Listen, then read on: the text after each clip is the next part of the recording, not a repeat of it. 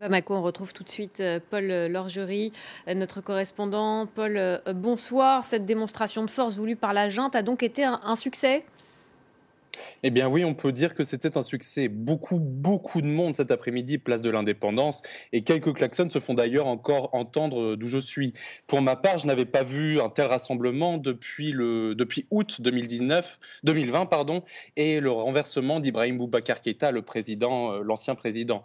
Des milliers de personnes, donc vous l'avez dit, sont en effet rassemblées autour de la place de l'Indépendance, qui est vraiment le symbole de la contestation au Mali. Et si ce n'était que Bamako, la mobilisation a également été suivie, vous l'avez dit en introduction, dans le nord, dans les villes de Ménaka, à Tombouctou, au centre, mais également au sud, dans les villes de Kaïk, Bougouni ou Koutiala.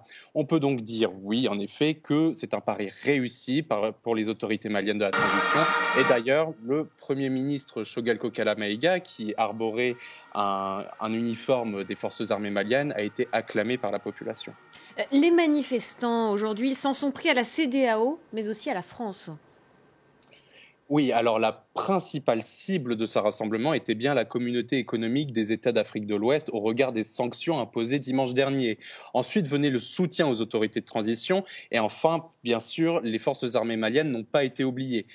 La France non plus n'a pas été oubliée. On pouvait lire ça et là à bas la CEDEAO, à bas l'UEMOA ou encore à mort la France.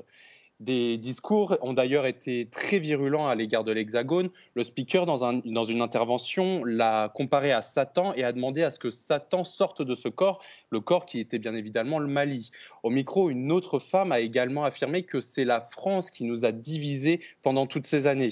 Pour autant, dans son discours, le Premier ministre Choguel Kokala Maïga a confirmé le principe de réciprocité vis-à-vis notamment de la fermeture des frontières du Mali avec les autres membres de la CEDEAO, mais a également notifié que la porte du Mali reste ouverte au dialogue.